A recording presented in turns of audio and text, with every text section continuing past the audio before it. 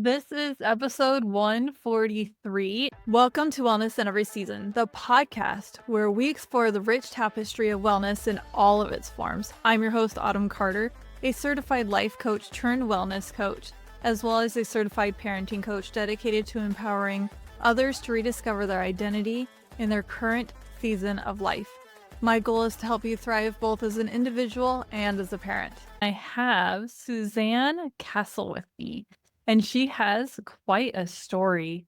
She says that she was once a dancer and she fell literally and figuratively in the middle of dancing on the stage. And it has created this huge life pivot, and it has led her on this journey to what she's going to be talking about today, which is burnout and decision making.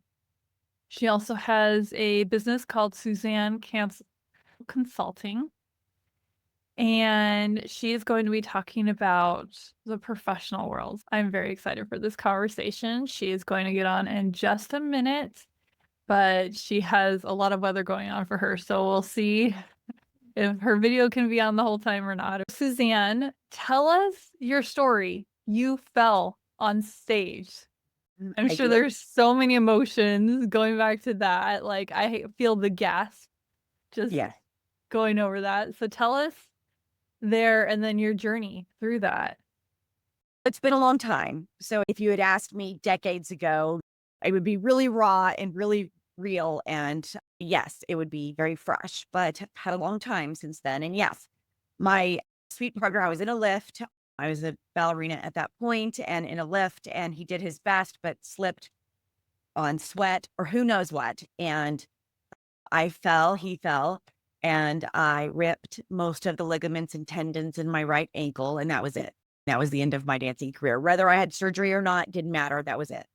And so you have surgery and maybe you can dance again, or you don't have surgery and you definitely don't dance again. I chose the I'm not having surgery route and let my body heal normally. I've had a couple of roles since then, but nothing arduous like I was doing. And my hopes of being on Broadway were dashed in that moment forever. And I think I came out of my mom's womb knowing I was going to be on Broadway. And my dear, sweet, very young parents did everything they could to make sure I was prepared to be on a stage and sing and dance and act. And so in that moment, having everything taken from you and all of your dreams dashed by the wayside really was a wake-up call, because I didn't think that I needed a default plan. I didn't think about what it meant if that didn't work out. That just wasn't anything in my wheelhouse at all. There wasn't a plan B.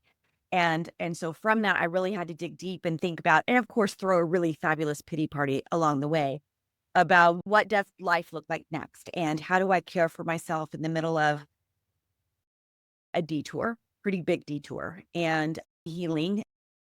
And I still heal. There's moments now, I'm almost 55, and there's moments now where days are hard to move. I'm pretty broken. Like, I have really terrible knees, about the knees of an 80-year-old as of my last x-ray. And it hurts. It hurts to move some days more than others. And healing is a constant thing, from your brain to your soul, to your heart, to your body. And I love being able to be on your podcast. Thank you for hosting me, and just talk about what wellness means for each individual person, because I think it is an individual path, an individual journey. Wow. First of all, let's start with your age. I thought you were like my age. I'm turning 40 later this year. That's wow. And so how was it healing naturally, not going the surgery route? Any regrets? No, definitely no regrets. So I am a big, I will say from the default, and I hope you don't get any nasty grams from this, but I am a big believer in Eastern and Western med coming together. I think that is the best possible route for humans. Why would you not use all of the wonderful technology and education that we have from Western med? But I do believe that for thousands of years, Eastern alternative medication has helped humanity. So why wouldn't you bring them together? And so for me, that's what I did. And I'm happy with that, because for me, that was the best path forward for me, and has led to everything I'm doing now. And I believe everything that happens to us in the moment, it may be really dastardly, right? And really terrible, and the most horrific thing we can ever imagine. And for me, every little thing that I have suffered and endured and triumphed over has led me to really an amazing life. And so at this point, and I know that I'm not a person that says, oh, everything happens for a reason. I think that's a little trite, but I think I have said everything has happened and I have turned those happenings into what I need them to be right now.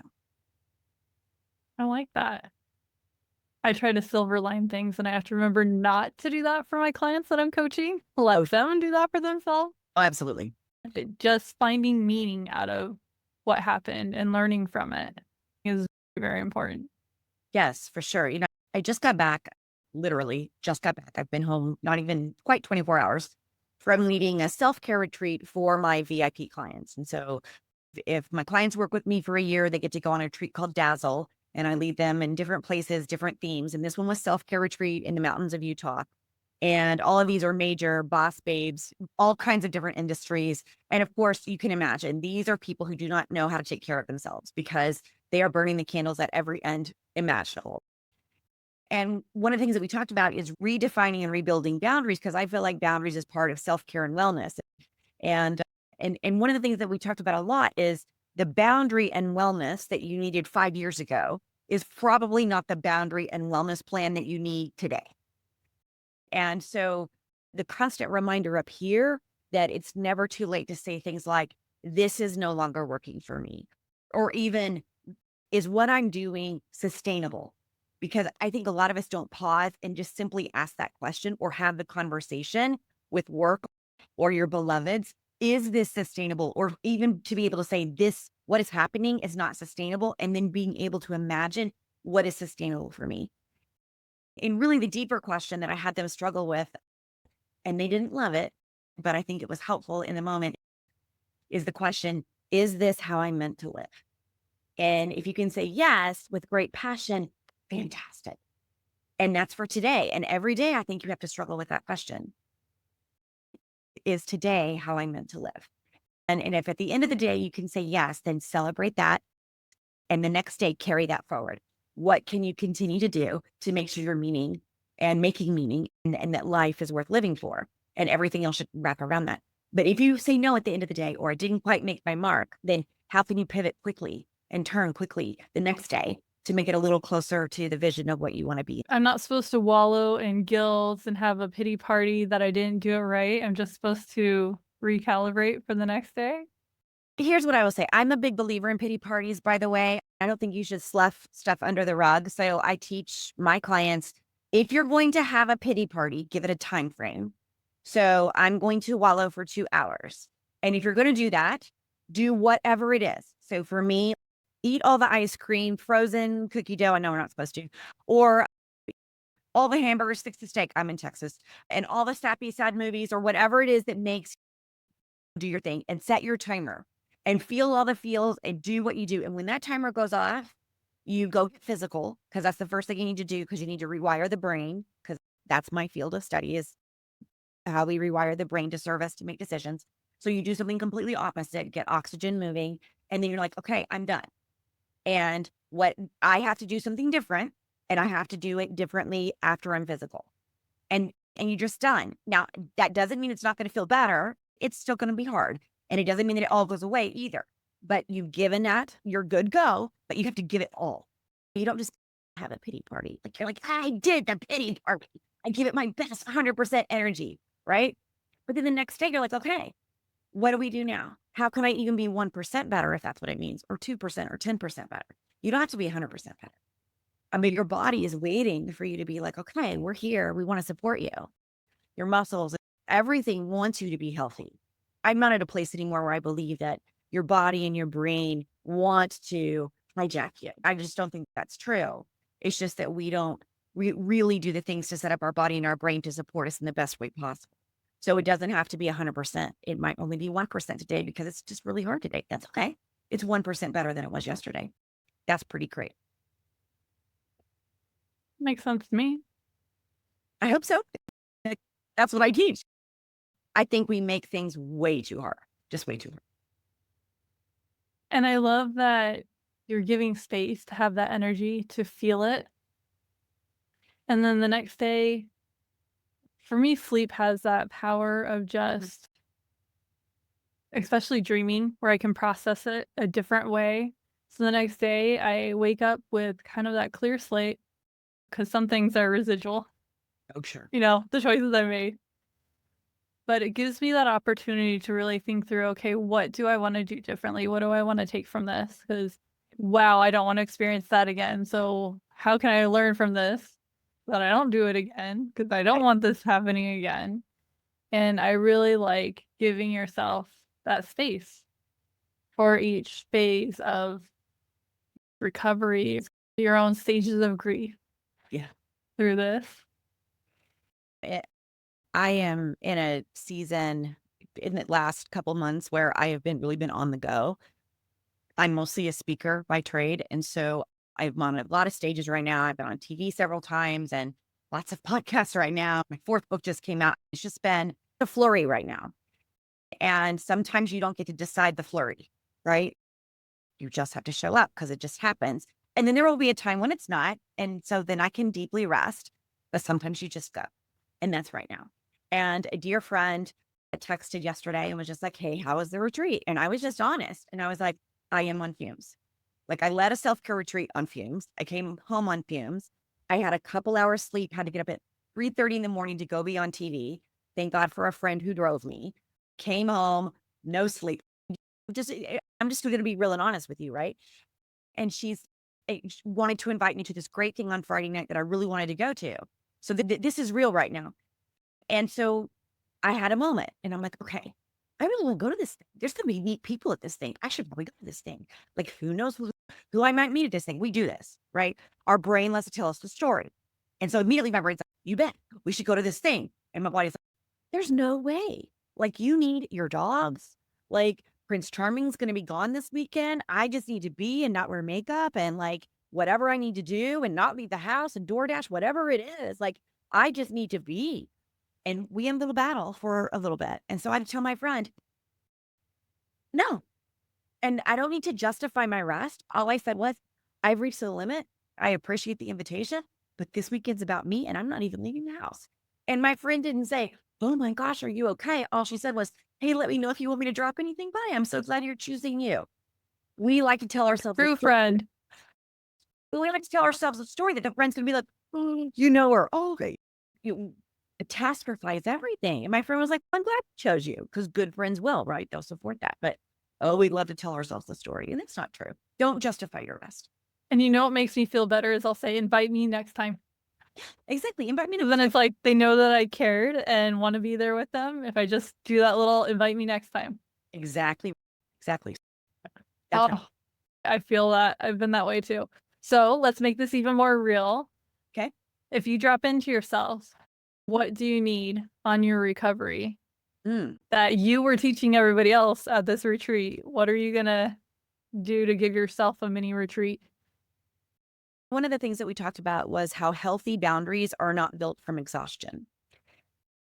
And so I believe that healthy boundaries, are built from presence.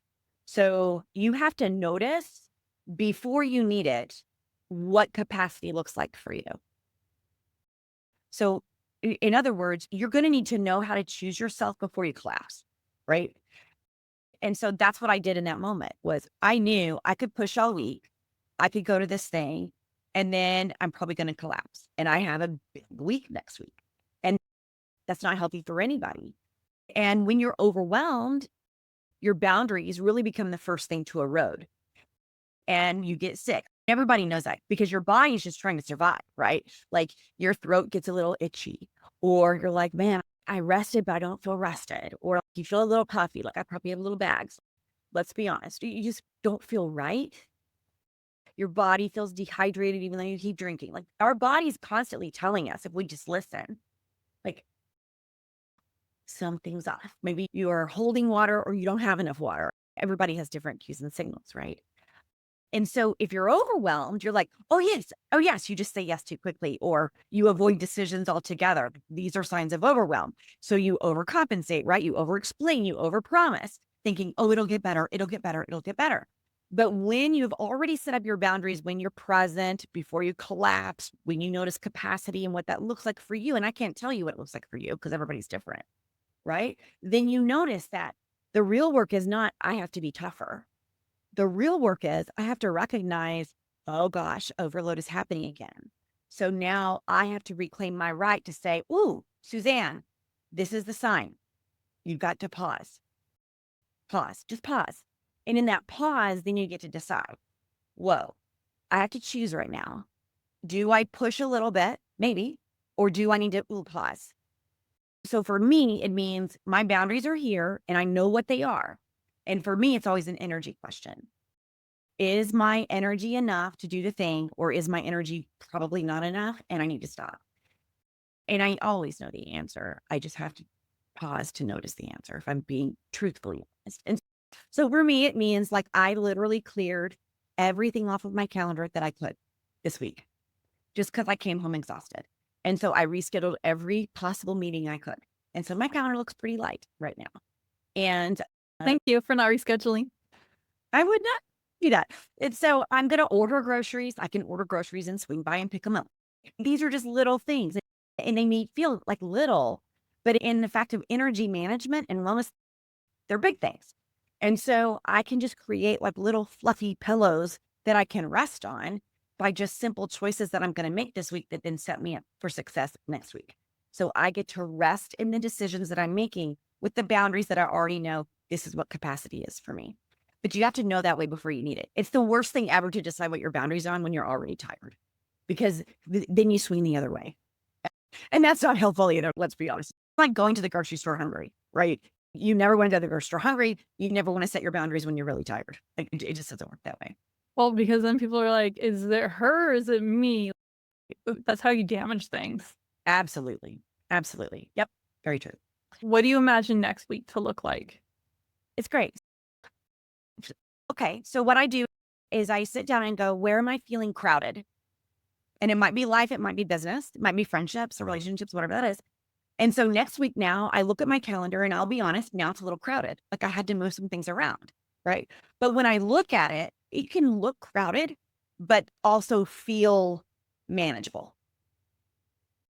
And so what it might also mean is because I move things to next week, there are some things next week that either have to drop off or maybe I have to give them away to one of my staff members or assistants, or maybe I need to delegate them. Really hard to do, right? So I have to have that really hard conversation. Is this only mine to do? And can someone else do this? Probably true. Does this really need to be done right now? There were things on my calendar next week that I was going to work on that honestly, they don't need to be done until July. So I just moved them. Like it's okay. And so it won't be as crowded. I won't have as much time to work on some projects. That's okay. And so really it's just having a better sense of my time and my energy and what I want to spend it on.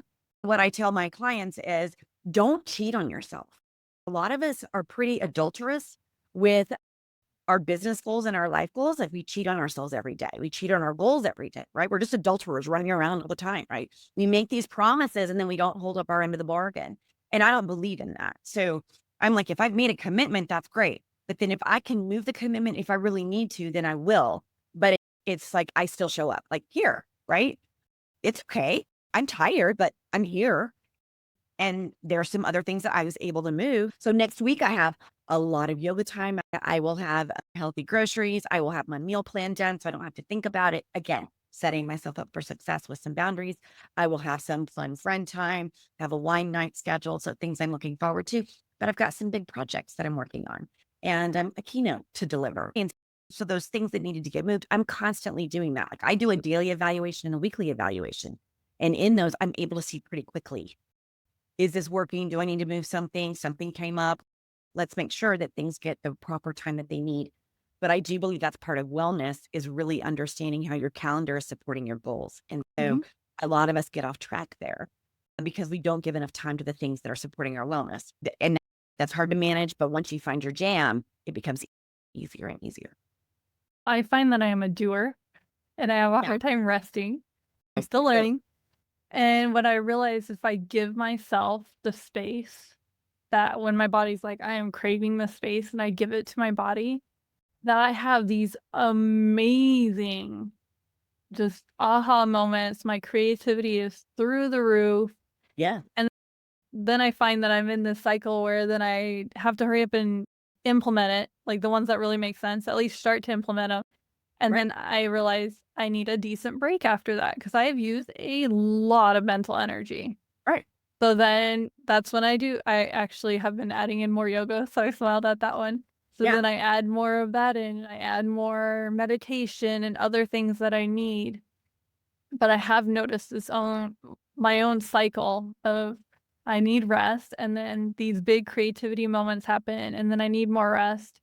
And as I've been doing that in a coaching capacity when I'm helping other people, if I make sure that it's not back-to-back appointments and there's plenty of space for me to decompress and to maybe just spend some time outside. The rain just stopped, so looking really nice outside. When I spend some time outside and then I come back to help the next person, I am fully ready instead of them getting a lesser version of me. Correct. Yeah. Yeah, I like the way you said that. Boundaries with ourselves and others, which is part of this wellness conversation for sure, just like you talked about. I need creative flow. So the boundary is I need to have more time between clients. And I know I'm better when I get some outside time.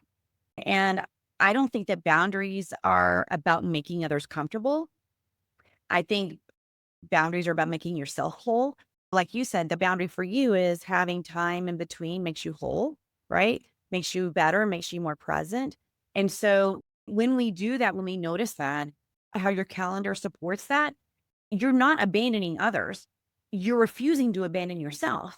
And so if you really want to be well and present and show up in the world in the best way that you can, you don't negotiate for your own peace. You don't apologize for protecting your energy. And I really will stand on the hill and say and die on the premise that the people who truly value you will adjust. And the people who don't, were benefiting from your exhaustion. Creating space for yourself is never selfish. It's sacred work, it's self respect in action. And when you're working with clients, you need to be modeling that. It never does me any good if I show up to clients and I am a complete soup sandwich. If I am a wreck in action, why would anybody hire me? For one thing, they're paying you for them to coach you. Boom. Been in appointments like that where I had a therapist that it was that way, and I'm like, oh, okay, we're done now because I'm coaching you. I'm teaching women entrepreneurs really how to be more productive in a faster way, make more effective decisions, and really use systems and data and brain things to get after their goals, to make it more sustainable. And if my own business in life isn't sustainable, why would they work with me? And so I have to manage my energy. I have to make sure I'm well. I have to do my boundaries. And there have been times when I have reached out to a client. I'm like, here's the deal. I have a mess going, or I didn't get enough sleep. I'm not at my best. I want to serve you in the best possible fashion I can. Can I move our appointment by XYZ amount of time? Never have I had a client go, no, you can't do that. I want half the version of you. Never. They're always like, sure, no problem. Because I do the same for them. There are times when they have a migraine and I'm like, oh gosh, please don't show up for this call. You're not at your best. Nothing I say will land. It's just give and receive, right? And so I want people to be able to give and receive for their own selves as well. That's amazing. So the book that you mentioned, you have a fourth book out. How does it relate to this? I'm sure it does in some way. And what a terrible promoter I am. It's called Sparkle Effect. The sparkle effect. Okay, tell us more about it. It's called a Sparkle Effect. So it's 10 stories that I compiled from 10 different business women. I'm one. And they're all in different industries. And it's all about really pivoting, making a different kind of decision in a different way. So they have had either a snafu happen or they really had to come at world differently because of a life circumstance. And they are teaching you the concept of what they did to awaken their brilliance. Old records, the order of the songs also told a story. So each song was a story, but if you listen to the record front to back, it also told a story. Same thing with the book. So you can pick up each chapter and it's a fabulous story. Or if you read the book front to back, there is also a story. So my particular chapter is all about decision making. And I give our little decision voices names when they show up. And I tell a story about having a meltdown at the grocery store, trying to choose a pasta sauce, and just these real life things that happen to us when we're in decision overwhelm and what you can actually do to get beyond that. And then Every chapter deals with a certain thing. There's a woman in there that managed wartime hospitals for Doctors Without Borders and now runs an HVAC company. There is the president of the International Association of Women who is in this book. There is a woman who is a nonprofit director who is teaching blended families how to manage money. So again, all different kinds of voices and people that are coming at this way of being in the world differently. And it's truly a remarkable piece of work. Hit bestseller like within seconds, which is very unusual in like 5 categories or something. It's because it's different. And we want you to read it and mark it up. We want you to dog ear it. We want you to underline things and play with it. It's a business book, but it's also a lifestyle book. There are things to do in the book. There's questions to ask. You could journal.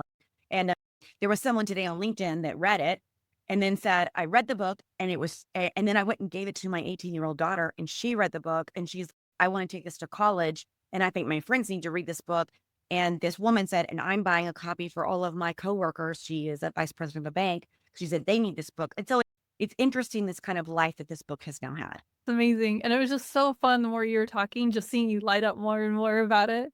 That this is your baby. So and great. you're just like, But you created this, but you're also part of this. And it was just fun to see that. thank you for that, Autumn. So out of all of this, to sum it up, what would you want the listeners' key takeaways to be from what we talked about?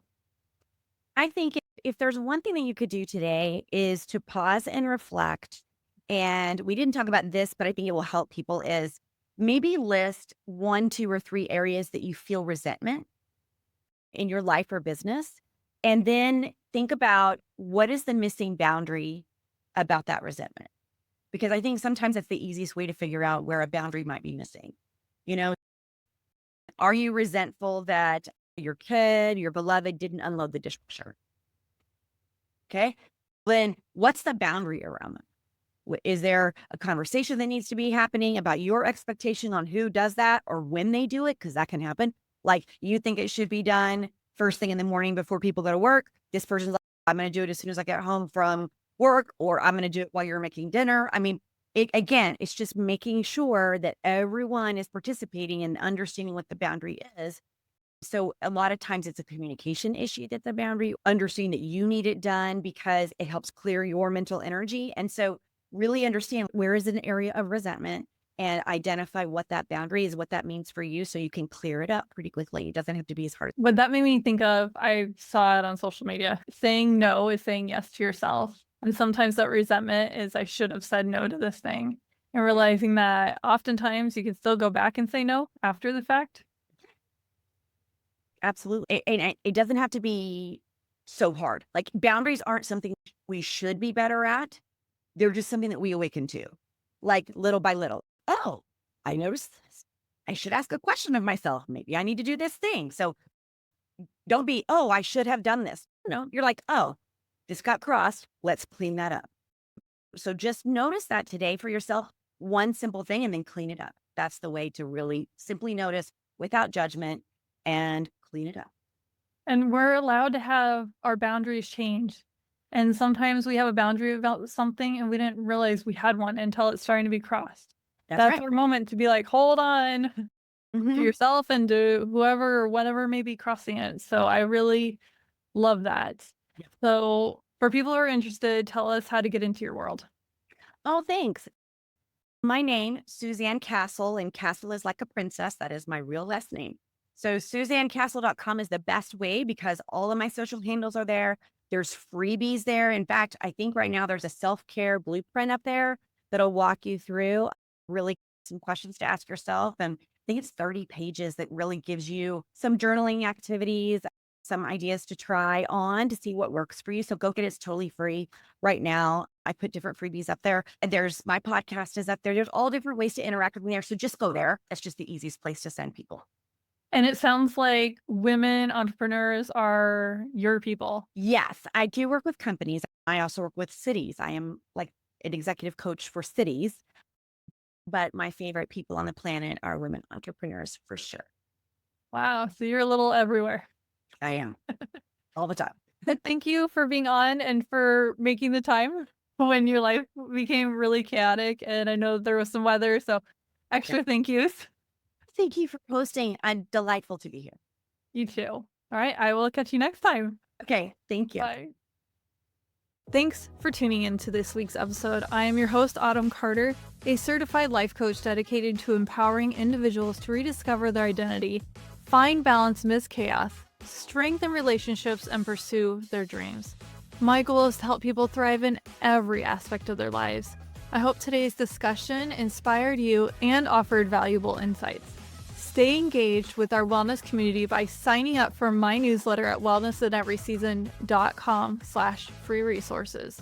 When you join, you'll have the option to receive a 5-day guide called Awaken and Unwind. 5 days to mastering your mornings and evenings, along with free guides, special offers on my programs, practical tips, personal stories, and much more, all related to wellness, by signing up for both offers on the page. Don't miss out on these valuable resources designed to help you thrive in every area of wellness. Join today and start your journey to wellness in every season. Your shares, subscriptions, and reviews help us reach more people seeking empowerment. So please spread the word about our podcast and about our newsletter. Thank you for being a part of our podcast community. I look forward to continuing our conversation, sharing stories, and exploring wellness in all of its aspects. Take care until our next episode. You can also work with me one-on-one or on demand through one of my programs by visiting wellnessinEverySeason.com/programs. One last thing to cover the show legally. I am a certified life coach giving general advice. So think of this more as a self-help book. This podcast is for educational and entertainment purposes only. I am not a licensed therapist, so this podcast shouldn't be taken as a replacement for professional guidance from a doctor or therapist. If you want personal one-on-one coaching from a certified life and parenting coach, go to my website, wellnessinEverySeason.com. That's where you can get personalized coaching from me for you. See you in next week's episode.